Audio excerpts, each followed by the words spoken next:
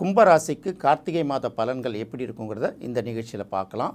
கும்பராசி அப்படிங்கிறத பார்க்கும்போது பலவிதமான ரகசியங்களையும் பலவிதமான திறமைகளையும் உள்ளடக்கி கொடுத்துட்ருக்கோம். ஆனால் எனக்கு இந்த திறமை இருக்குது, என்னை பயன்படுத்திக்கன்னு இவங்க யாருக்கிட்டையுமே போய் கேட்க மாட்டாங்க. அதே சமயத்தில் அவங்களுடைய திறமையை மற்றவர்கள் ஐடென்டி பண்ணி வெளியில் வரும்போது பார்த்திங்கன்னா, அணை திடீர்னு உடச்சிக்கிட்டு வந்தால் எவ்வளோ ஃபோர்ஸாக தண்ணி வரும், அதே போல் அது ஒரு மின்சார டேம் மாதிரி இருக்கும். அதை கரெக்டாக கையாளணுங்கிறது மட்டும்தான் கும்பராசிக்கு தெரிஞ்சுக்கணும். என்ன இருந்தாலும் சுடர் விளக்காக இருந்தாலும் தூண்டுகோல் அவசியம்னு சொல்கிற மாதிரி கும்பராசிக்காரர்களை யாராவது ஒருத்தவங்க அவங்க திறமையை அறிந்து பயன்படுத்தும் போது கும்பராசியும் வெளிச்சத்துக்கு வருவாங்க, கும்பராசியை பயன்படுத்துவர்களும் முன்னுக்கு வருவார்கள். அப்படிங்கிறது கும்பராசியை பற்றி தெரிஞ்சுக்க வேண்டிய ஒரு முக்கியமான விஷயம். கும்பராசிக்கு கார்த்திகை மாத பலன்கள் எப்படி இருக்கும் அப்படின்னு பார்க்கும்போது, ராசிக்கு உரிய ராசிநாதன் சனி 2ஆம் இடத்தில் இருக்குது. இதுவரைக்கும் வக்கரமாக இருந்த சனி பகவான் இந்த மாத இறுதியில் கிட்டத்தட்ட வக்கர நிவர்த்தி ஆகிறதுனால 2ஆம் இடத்திற்கு வரக்கூடிய சனி பகவான் குடும்பத்தில் ஏற்படக்கூடிய சின்ன சின்ன நெருக்கடிகள்லாம் சரி பண்ணி விடணும். அடுத்தது பார்த்திங்கன்னா, லேசாக அப்படியே முற்றிலும் தடைப்பட்டிருந்த ஒரு வருவாய் லேசாக ஏதோ ரெஸ்யூம் ஆன மாதிரி தெரிஞ்சுது. ஆனால் திரும்பவும் பழைய மாதிரி கொஞ்சம் ப்ரெஷர் வந்துருச்சு அப்படின்னு பல பேர் நினச்சிட்டு இருப்பாங்க இல்லையா. அதையெல்லாம் பார்த்திங்கன்னா, இது வரைக்கும் தடைப்பட்ட வருவாய் மீண்டும் வர ஆரம்பிக்கும். கொஞ்சம் தேங்கி இருந்த விஷயங்கள் கூட கொஞ்சம் கொஞ்சமாக மூவ் ஆக ஆரம்பிச்சிட்ருக்கோம். இந்த ஃபைல்லாம் தேங்கி கிடக்கு, கோப்புகள் தேங்கி கிடக்கு, மூவ் ஆக மாட்டேதுன்னு சொல்லுவாங்கள்ல, கிட்டத்தட்ட அப்படி தான் இருக்கும். அதே சமயத்தில் அன்றாட வாழ்க்கை, இந்த இயல்பு வாழ்க்கைங்கிறது ஏதாவது ஒரு காலகட்டங்கள் ஏதாவது ஒரு உபாயங்கள் மூலமாக அது கண்டிப்பாக நடந்துக்கிட்டு தான் இருக்கும். அதை பற்றி கவலைப்பட வேண்டிய அவசியம் இல்லை. அடுத்தது பார்க்கும்போது ராசியிலேயே இருக்கக்கூடிய ராகு அப்படிங்கிறது பார்த்திங்கன்னா, மனசுக்குள்ளே பிரம்மாண்டமான எண்ணங்கள், எதிர்காலம் இப்படியே இருந்தால் என்ன ஆகுறது, ஏற்கனவே கடந்த 5 வருஷமாக கடுமையான நெருக்கடிகளை சந்திச்சிட்டோம், ஏதாவது ஒரு புது முயற்சியை தான் எடுக்கணும் அப்படிங்கிறது மனசில் தொடர்ந்து ஓடிக்கிட்டே இருக்கும். அந்த சிந்தனை தான் தொடர்ந்து ஓடிக்கிட்டே இருக்கும். இந்த சிந்தனையை எப்படி செயல்படுத்துறது, எங்கேயாவது போகணும்னு தெரியுது ஆனால் எங்கே போகிறதுன்னு தெரியலையே அப்படிங்கிற 1008 முட்டுக்கட்டைகள் விழுத, ரெண்டாவது ஒரு தெளிவாக முடிவெடுத்து ஒரு இடத்துக்கு வர முடியலையே அப்படிங்கிற ஒரு குழப்பம் இருந்திருக்கும். அதுவும் பார்த்திங்கன்னா, கடந்த 1 மாதத்துக்கு மேலாக முடிவே எடுக்க முடியாத அளவுக்கு ஒரு குழப்பம். சரி சும்மாவே இருந்துடலாம், நெருக்கடிகள் ஒரு பக்கம் இருந்தால் கூட புதுசாக எதுவும் நமக்கு கமிட்மெண்ட் வந்துடக்கூடாது, இருக்கிற கமிட்மெண்ட்டை ஓட்டுறதை எப்படி பார்ப்போம், இந்த மாதிரி தாட்டில் தான் கும்பராசிக்கு கடந்த 1 மாதமாக கிட்டத்தட்ட ஓடிக்கிட்டு இருக்கோம். இதில் என்னென்னா, இப்போது குரு பார்த்திங்கன்னா திரும்ப 6ஆம் இடத்துலேருந்து திரும்ப 5ஆம் இடத்துக்கு போகிறதுனால, ராசியில் ராகு இருக்கிறதுனால அதுக்கு என்ன தான் குரு சில மாதங்களுக்கு வக்கரமானால் கூட குருவோட பார்வை ராசிக்கு படுறதுனால எப்படியும் பார்த்திங்கன்னா திரும்பவும் ஆக்டிவேட் ஆகிடும். இப்போ சொல்கிறாங்கல்ல, மொபைலுக்கு ரீசார்ஜ் பண்ணுற மாதிரி ரீசார்ஜ் பண்ண பிறகு திரும்ப அடுத்த முயற்சிகள் நல்ல நிலைக்கு வரும். ரெண்டாவது மனசுக்குள்ளே உதிக்கிற திட்டங்கள் எதுவுமே சாதாரண லெவலில் இருக்காது, பெரிய பெரிய லெவலுக்கு இருக்கும்.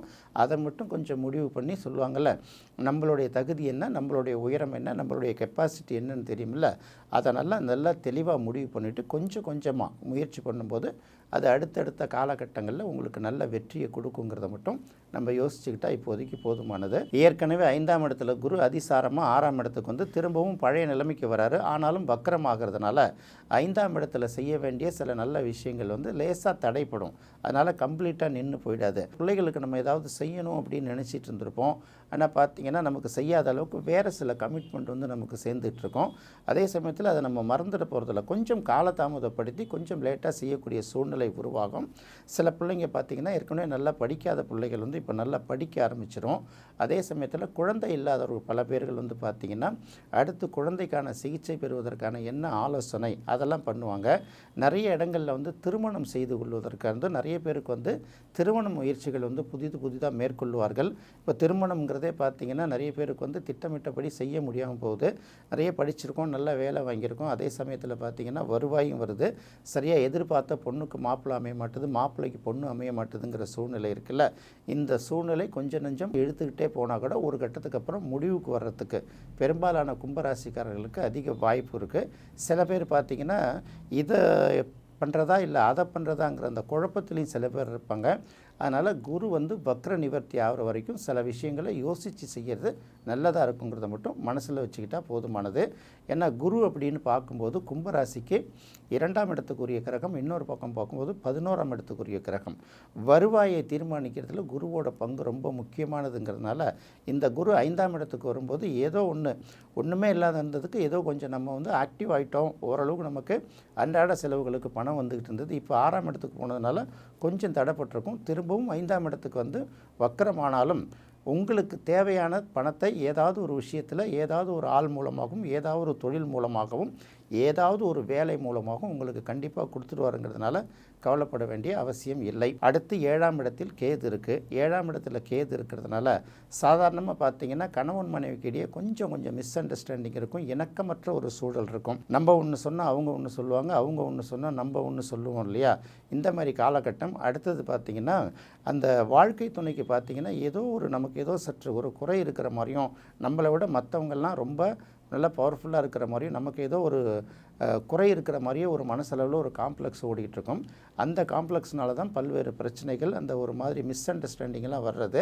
அதனால் அவர்களுக்கு மனச்சோர்வு அடைஞ்சிடாமல் ஒரு காம்ப்ளெக்ஸை மனசுக்குள்ளாத ஃபீல் பண்ணாமல் இருக்கிறதுக்காக இந்த கும்பராசிக்காரர்கள் அதுக்கு தகுந்த மாதிரி தன்னுடைய செயல்பாடுகளையும் பேச்சையும் மாற்றிக்கிட்டாங்கன்னா அந்த குடும்பத்தில் நெருக்கடிகள்லாம் பெரிய அளவுக்கு இருக்காதுங்கிறத மட்டும் பார்த்துக்கிட்டா போதும். அடுத்தது 9ஆம் இடத்தில் சுக்கிரன். இந்த இடத்துல 9ஆம் இடத்துல சுக்கிரன் இருக்கிறது ஒரு நல்ல விஷயத்தை தான் கொடுக்கும்.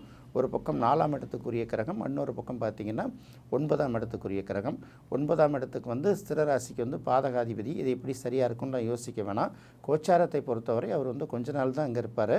மாதத்தோட தொடக்கத்திலே 9ஆம் இடத்துல சுக்கிரன் இருந்து இந்த மாதத்தை தொடங்கி வைக்கிறதுனால எது கேடு கட்டாலும் நமக்கு என்ன தேவையோ அதெல்லாம் ஏதாவது ஒரு விஷயத்தில் நமக்கு கிடைச்சிரும்.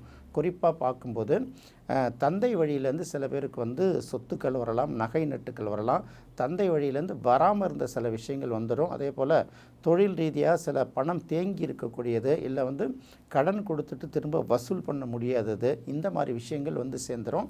அடுத்தது இன்னும் சில பேர் என்ன பண்ணுவாங்க, புதிய முயற்சிகள் எடுத்து ஒரு தொழில் பண்ணலாம் அப்படின்னு நினைக்கும்போது இந்த பணத்துக்கு வங்கிகள் அப்ரோச் பண்ணியிருந்திருப்பாங்க, இல்லை சில தெரிஞ்ச இடங்களில் கேட்டிருப்பாங்கல்ல, இது வரைக்கும் தடைப்பட்டிருந்ததுன்னா இப்போ கண்டிப்பாக சேர்ந்துடும்.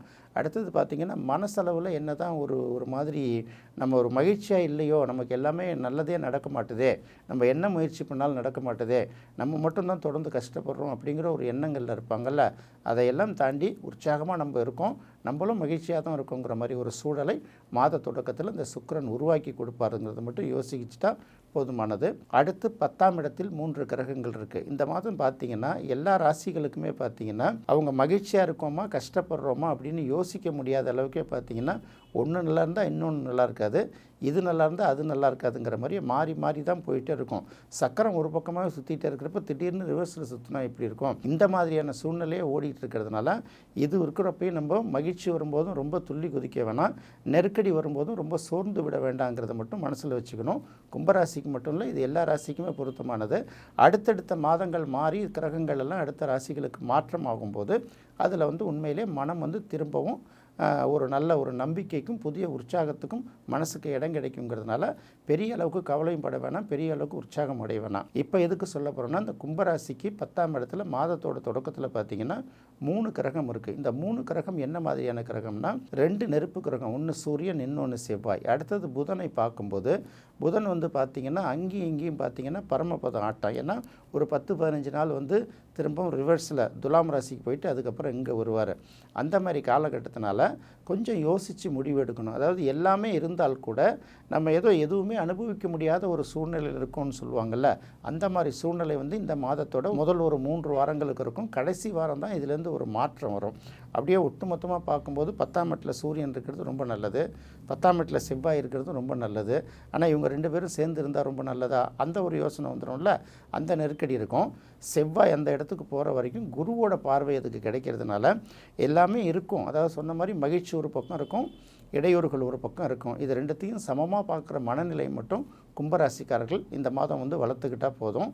அடுத்தது இந்த செவ்வாய் மாதத்தோட எண்டில் பார்த்திங்கன்னா தனுசு ராசிக்கு வருது. தனுசு ராசிங்கிறது கும்பத்துக்கு 11ஆம் இடம், 10ஆம் அதிபதி 11ஆம் இடத்துக்கு வர்றது ரொம்ப சிறப்புன்னா கூட சனியோட பார்வை இந்த செவ்வாய்க்கு கிடைக்கிறதும் செவ்வாயோட பார்வை சனிக்கு கிடைக்கிறதும் பார்த்திங்கன்னா நமக்கும் மூத்தவர்கள், அதுக்கப்புறம் பார்த்திங்கன்னா நம்ம செய்கிற தொழிலேருந்து வரக்கூடிய லாபங்கள், இதிலெல்லாம் பார்த்திங்கன்னா எதிர்பார்த்த அளவுக்கு வராமல் இருக்குங்கிற மாதிரி ஒரு தேக்க நிலை உருவாகும். அதே சமயம் ஒரு தேக்கம் உருவானாலும் அதுக்கப்புறம் பார்த்திங்கன்னா அந்த நிலையும் மாறிடும்.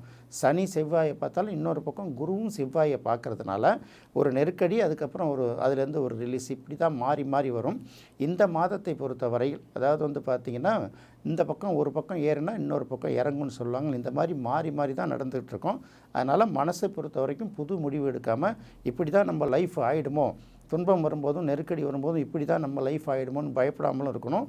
ஒரு சின்ன சின்ன வாய்ப்புகள் உற்சாகங்கள் கிடைக்கும்போது கூட இல்லை இதுக்கப்புறம் இப்படி தான் அப்படிங்கிற மாதிரியும் முடிவெடுத்துட வேணாம். இந்த நிலை மாறுங்கிற ஒரு நிலையை மட்டும்தான் கும்பராசிக்காரர்கள் இந்த மாதம் கடைபிடிக்க வேண்டிய ஒரு விஷயம்.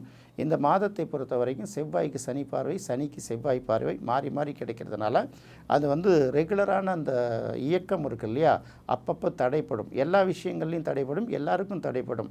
அதனால் எல்லாருக்கும் சொல்லிட்டு வர்ற மாதிரி இந்த மாதத்தை பொறுத்தவரை செவ்வாய்க்கிழமை அல்லது சனிக்கிழமை நரசிம்மர் வழிபாடு மட்டும் கை கொடுக்கும். அப்படி இல்லாத பட்சத்தில் சுப்பிரமணியருங்கிற பேரில் உள்ள முருகனை வழிபடுவதும் உங்களுக்கு சிறப்பாக இருக்குங்கிறத மட்டும் இப்போதைக்கு தெரிஞ்சுக்கிட்டால் போதுமானது. கும்பராசியை பொறுத்தவரை மிகப்பெரிய அளவுக்கு மகிழ்ச்சியும் சந்திக்க வேணாம், துக்கத்தை நினச்சும் கவலைப்பட வேணாம். இந்த நிலை கண்டிப்பாக மாறுங்கிறத மட்டும் மனசில் வச்சுக்கிட்டிங்கன்னா உங்களோட இயல்பான பாதை சரியாக போகும். என்ன நேயர்களே, கும்பராசிக்கு கார்த்திகை மாத பலன்கள் எப்படி இருக்குங்கிறத இந்த நிகழ்ச்சியில் பார்த்தோம். மீனராசிக்கு கார்த்திகை மாத பலன்கள் எப்படி இருக்குங்கிறத அடுத்த வீடியோவில் பார்ப்போம். நன்றி, வணக்கம்.